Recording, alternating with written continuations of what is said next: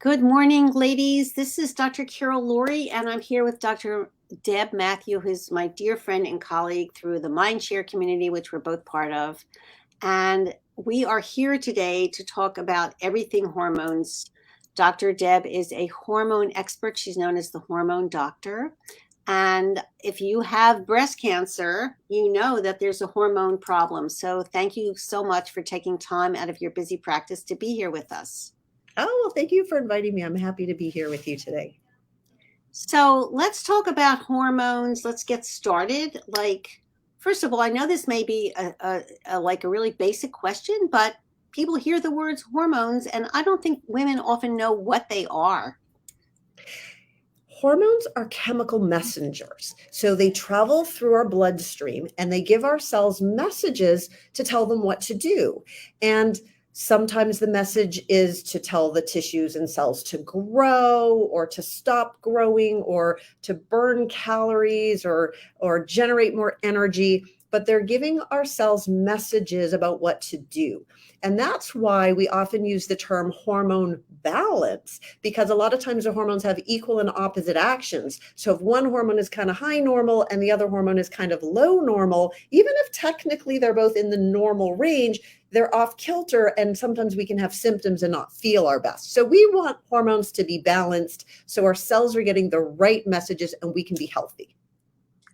Okay, that's great. So we have how do we know we have imbalanced hormones? How do we know? What are some of the symptoms? Yes, some of the symptoms can be not sleeping soundly at night or not having enough energy during the day. And often those two things go together. We're tired all day and then we can't sleep at night. Yeah, that's horrible. Or sometimes we can have symptoms like breast tenderness or fluid retention. We're puffy, our rings are too tight, and we just retain fluid. Bloating or skin changes. There's all sorts of symptoms that can happen. And sometimes it can be tricky because there's different things that can cause those symptoms. So we don't always know for certain if it's the hormones or not, but we do know that it's important to do our best to try to have healthy hormones.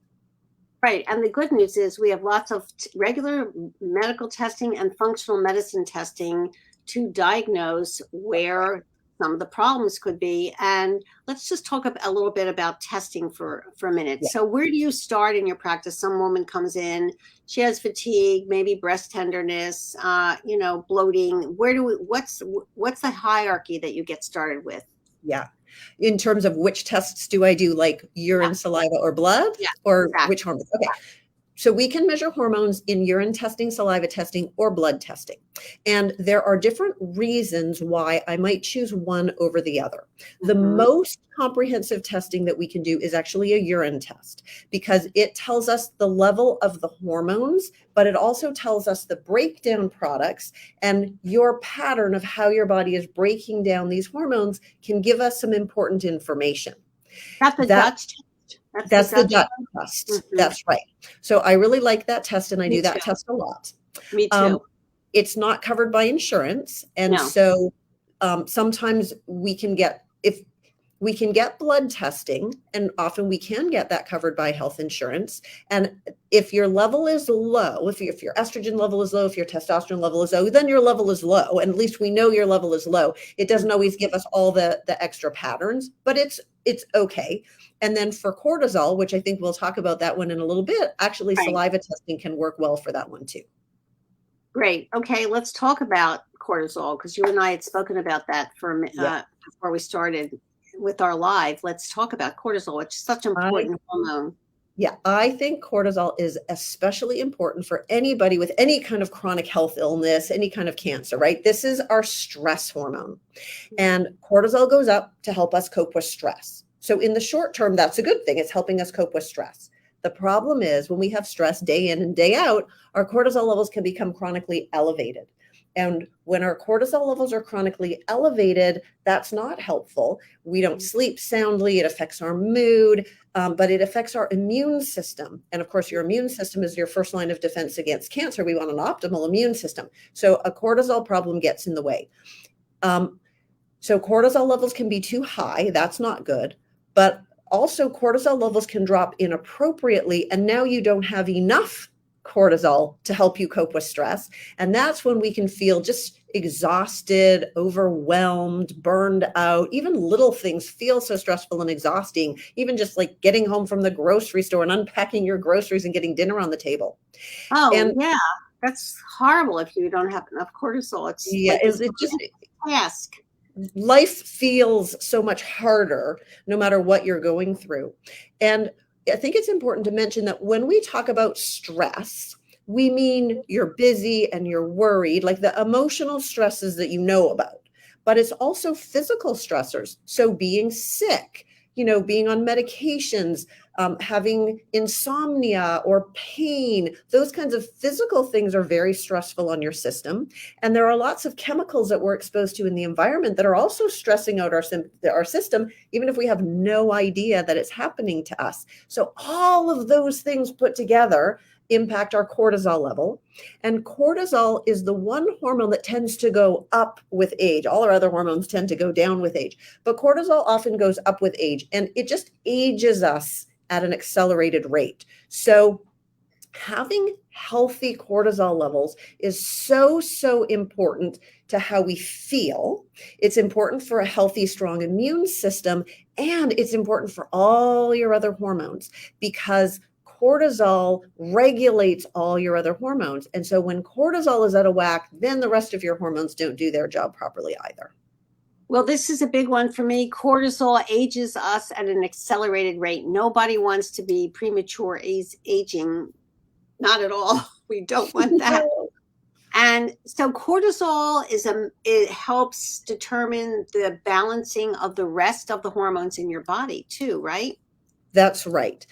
For example, thyroid is another really important hormone. Thyroid is important for energy. It's important for a sharp memory. It's important for our mood. It's important for actually even libido and interest in sex. So it's important for burning calories and generating energy. So if our thyroid is kind of low, we feel more tired, more cold. We struggle more with our weight. And both our thyroid gland, your hair falls out, you get constipated. And oh my God, this is my personal story, actually, that I was hypothyroid, and I knew that I was on thyroid medicine for 10 years. And yet I still had all those symptoms: cold, tired, dry skin, hair falling out, all the rest of it. And in my conventional medical training, all they taught us to do was measure a TSH, which is the standard screening test, thyroid stimulating hormone. Thyroid, and yet I still had all the symptoms. It wasn't until I made my way to functional medicine that I realized, oh, there's all these other things that we can do in order to help your thyroid. And so now I feel like a completely different person. But one of the reasons that my thyroid medicine wasn't working for me was because I had lots of stress. I'd been through medical school and residency and had 4 babies. I had lots of stress in my life. And all of that stress. 4 beautiful babies. 4 boys, like back to back. But all of that stress was causing my cortisol level to go out. I wonder why. How was it possible to do that without having stress? And, the truth is, of course, I felt exhausted all the time. But I had 4 boys, so I just accepted that was how I was going to feel. I didn't know there was more to me. I didn't know I could feel better. But the cortisol was interfering with how that thyroid pill was working in my body. I couldn't activate the thyroid hormone and use it. And so once I learned that and changed how I was doing thyroid, I felt so much better. I still had the same 4 boys. I still had the same life circumstances, but everything about me changed. So stress messes up how your thyroid works. It keeps us from feeling our best. Yeah. So when we talk about hormones, it's really important for the women who hear this to realize that hormones are not something outside of yourself. Oh, it's my hormones. Hormones are part of who you are, and you have the ability to impact how they respond to each other, if they're healthy or not. Are they in relationship to each other? How imbalanced or out of balance they are? And that is the beauty of, as Dr. Deb said, functional medicine and what we both do. And this is part of the empowered approach to life. I mean, we need to begin to realize that our health is not outside of ourselves. Our health is part of who we are.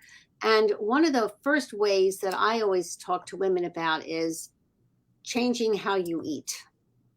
Yes. let's talk about the foundational approach, I think, which is what are we putting in our mouths? What messages are we giving to our body with the food that we feed ourselves? Yes. And so of course, healthy nutrition is so important to our health. And I find that a lot of people don't make the connection between what they're eating and how they're feeling. And, I have a funny story about my baby is a freshman in high school. And he came to me one day and he said, Mom, I'm not feeling good lately. My stomach's been bothering me. I think I need to eat healthier. And I felt like I did such a good job. He recognized that how he felt had to do with what he ate. But the very next thing out of his mouth was, I think I'm only going to eat Chick-fil-A once a day, which is like our fast food restaurant, right? So, but at least he made that connection. So knowing that what you eat impacts how you feel and impacts how your body functions, that's just such an important factor. So the things that make things worse would be sugar, right? Sugar drives inflammation, it drives insulin, it feeds cancer cells. We want to really do our best to minimize sugar. Alcohol is not so helpful either. And then the kinds of oils that we're putting in our bodies make a very big difference for hormones. And the reason that fats and oils are so important for hormones is the way the hormones work is the hormone molecule floats through your blood vessels, floats through your bloodstream. And when it gets to your cell, it has to dock into a cell receptor right on the surface of your cell, like a lock and a key. And so how healthy your cell membrane, the wrapping of your cell, that's where the cell membranes live. And if your cell membranes are stiff and inflexible, then nutrients can't get inside your cells very well. Waste products can't get out. And those hormone receptors won't be properly responsive and your hormones won't work. So what makes your cell receptors stiff are the unhealthy fats, trans fats, deep fried foods. What makes those cell membranes soft and flexible so that the right things can get in and out of your cells, your hormone receptors can work and do their job, are the healthy fats. So avocado, olive oil, nuts and seeds. So if we could leave people with like one thing that you can do that's not so hard, because we want to try to find the easiest things first, right? Absolutely. Lots of things can be hard. The one easy thing to do is when you are grocery shopping, skip the vegetable oils, the corn oil, the safflower oil, the soybean oil, and buy the healthy ones, the extra virgin olive oil, the avocado oil. They're a little bit more expensive. They're kind of hidden farther on down the shelf, but that's an easy decision to do at the grocery store. It's $1 or $2 more, and then it's just done. And then whenever you cook, you've got it sitting right there. Makes a big difference for your hormones. Absolutely. And the concept about is it's a little bit more expensive. It's like you're not buying soda.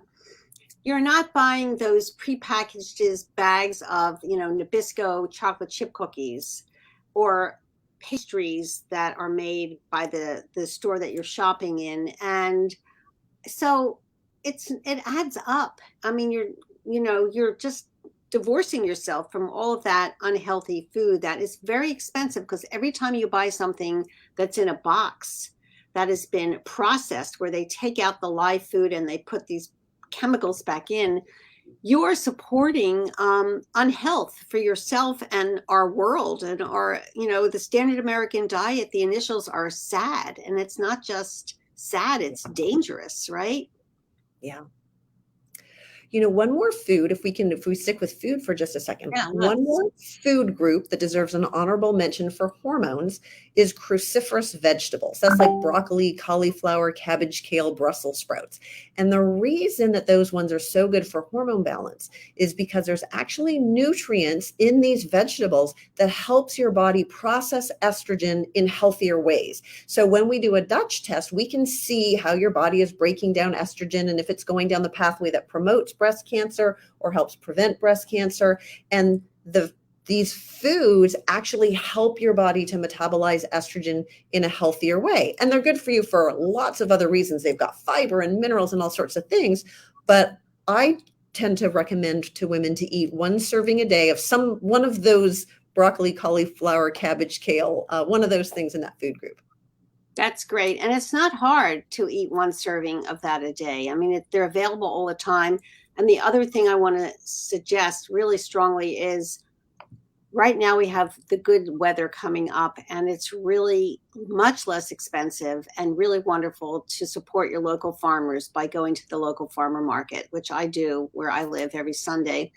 Um, you are getting much more for your money, and you are ensuring that you're bringing in food into your home, which should be a toxic free home, a toxin free home. You don't want to have chemicals that in your cleaning products, or that you're using your laundry and then you wrap your body in it, and you when you come out of a hot shower and get exposed to those chemicals from the dryer sheets, which are big estrogen disruptors. When you shop at the farmers market and you bring organic only into your home, you're making sure that you're eating really clean vegetables, and you're using your dollars to support a local farmer. I think that's a really, and it's, you just get the vegetable. It's not wrapped in plastic or anything, right? I heard something that was new to me, and I was really surprised and pleased actually to hear this. But I don't know, maybe you knew this already, but apparently gardeners have 36% less risk for dementia. And I'm not sure that it's been exactly explained why that is, but you're putting your hands in the dirt, you're eating presumably your vegetables, I don't know. But I think that's changed my personal attitude about gardening just a little bit. And I think this year I'm going to make sure to get out there and plant a garden. So Oh, even that's just beautiful. I love that. Yeah, just a little one. You can just plant a little bit of basil or lettuce, or yeah. you can, a little bit of gardening goes a long way for bringing. There's nothing like going out to the garden. I'm a big gardener. I Are used to you? grow all my own vegetables. Now I don't have time, but I converted my backyard into this huge garden thing, and I grew enough vegetables for my family and my friends and everything. And I mean, it's therapeutic to be out there. But you go out there and you pick your tomatoes, lettuce, and cucumber, and then And you they taste so radish. much better, don't they? Oh my goodness, there's Yeah. nothing like it. Yeah. And you get your hand. My nails used to be horrible because they would always have, no matter how much I scrubbed, there was dirt in there. But we have a friend and colleague, Dr. Maya Shetreat, who wrote the book The Dirt Cure, right? And Right. that book is about what you just said about getting your hands in the dirt with the microbes. We've become too sterile in our world, right? Yes.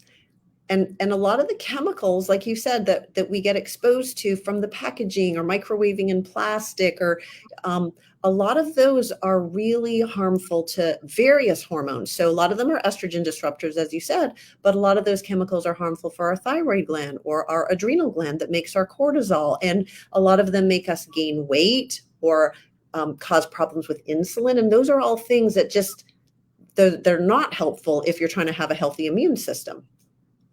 Right. So that's the other thing that we need to be aware of, that when you have toxins in your home and you're eating non-organic sprayed food, and you're eating too much processed food, then that not only disrupts your hormones, but it's also going to reduce your immune system's ability to be vibrant and look at your cells in there and go, you know what, this is not healthy. I'm getting rid of you. That's right. Right. So Liz had a question earlier, who is always on here. Liz, hello.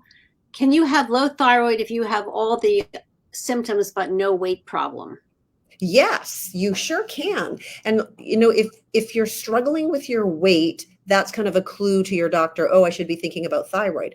But if your weight is not, and if you're not overweight, then a lot of times nobody's even going to think about your thyroid necessarily, and you might have to speak up and ask. But for so many women who have thyroid problems, and I lived this, right? Like I said, we feel exhausted. We don't feel like going for a walk. Like sometimes we're eating comfort foods because, we're just so exhausted. We don't feel like cooking.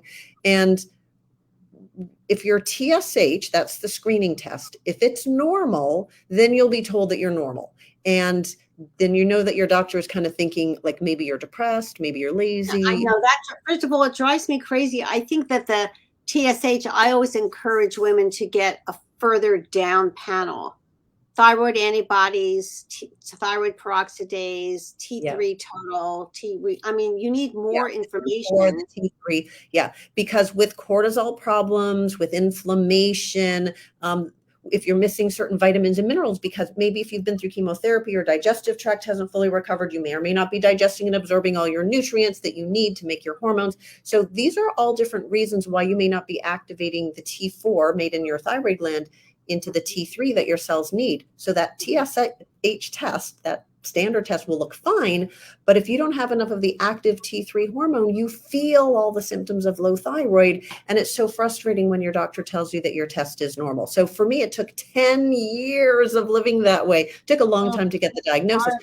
10 years before I learned about functional medicine and got myself sorted out. So yes, absolutely. You don't have to have all the symptoms, and it can still be your thyroid.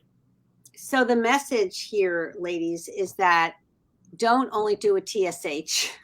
Talk to the doctor, and if it comes back within normal limits, say, you know what, I think I need a deeper level look at my thyroid, and I need, thyroid peroxidase, TPO, T3 total, T4. I mean, ask for more testing, and don't let them say, well, this was fine. This was normal, so you're fine, because you don't feel well. You're not feeling well. Something is not correct. Right? That's right. And thyroid and adrenal symptoms overlap. So is it cortisol? Is it thyroid? And you can walk into your doctor's office, and if you've got, those tests written down, you can say, will you measure my, thyroid peroxidase antibodies? Will you measure my T3? And most doctors probably would go along with it if you came right out and asked. Cortisol is so much harder because doctors only know how to look for tumors or an autoimmune condition where your adrenal glands are completely broken. They don't know how to look for anything in between. They don't know what a Dutch test is.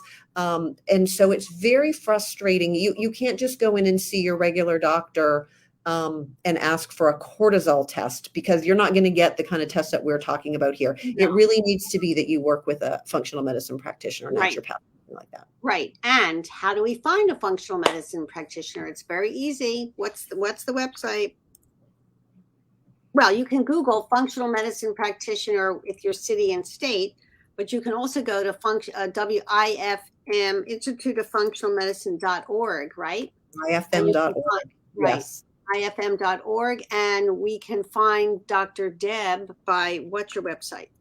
Signaturewellness.org. And you are located in? I'm in Charlotte, North Carolina. Do you do telemedicine? We do telemedicine, but we do require that people either have to be in North Carolina or they have to come and see us at least one time in order to establish, because I'm licensed here in North Carolina. Right. So that's the deal. If you either come to North Carolina, it's a beautiful state, and do a visit of the state and do a little vacation to see Dr. Deb, or you have to live in North Carolina. And we have that also in California. So that is similar law here. So any last parting words to the community? Because I know you have patients you need to get back to. Yeah, the thing that I think I would say is I would like for women to feel empowered that we do have some control over our own health. So we can't control all the circumstances, but we really do have a lot of control. You can't wait for your doctor to fix you. And I know that's why you're all here, is because you are taking control of your health. But I truly believe that living well is the best medicine. And living well means what? It means fueling your body with the healthy food that you need. It means moving your body, having healthy ways of dealing with stress, getting enough sleep, respecting yourself, your boundaries, making sure that you're nourishing your soul, you have a sense of community, you have some passion in your life. So all of those things are so important. Sometimes they're not so easy, but they make such a big difference. I think that just even knowing what they are, because some people are so disconnected, they don't even know what is community, what is a passion. A passion is something that you do that has nothing to do with paying the bills or keeping the house clean or doing the dishes. It just has to do with I love this. And you get to just zone out and nurture yourself, whether it's art or gardening or knitting, or, for some people it's exercising. So, I think that's a very important component of what we do, and helping people figure out what they need to feel well in their life and have a life of joy and fulfillment. It's not just about working and making the beds and doing the laundry. It's also about being vibrant. And in order to do that, we need to stack our health and figure everything out in a systemic way. So that's, when you come in and you're not feeling well and you feel like your life is a mess, Dr. Deb and I work very systematically to help you first diagnose what's the real problem, and then how do we help you get your life back slowly but surely. Yeah. And it is possible that, like, everybody should have hope that even if you feel like seems overwhelming, that step by step you can do it. Step by step is the key, right? And thank you so much. Well, thank Thank you for your being here and sharing your wisdom and your years of experience with us. And it was lovely to hang out with you. And I look forward to seeing you at Mindshare, hopefully this year. And to all of you ladies who are listening now and later, and on my YouTube channel, if you have any issues or questions, you can always reach out to me, support@thepathofbreastcancer.com. And Dr. Deb's website is signaturewellness.org. So this is Carol Laurie signing off for now. Thank you for being here, and there'll be more later. Thank you so much, Dr. Deb. Bye.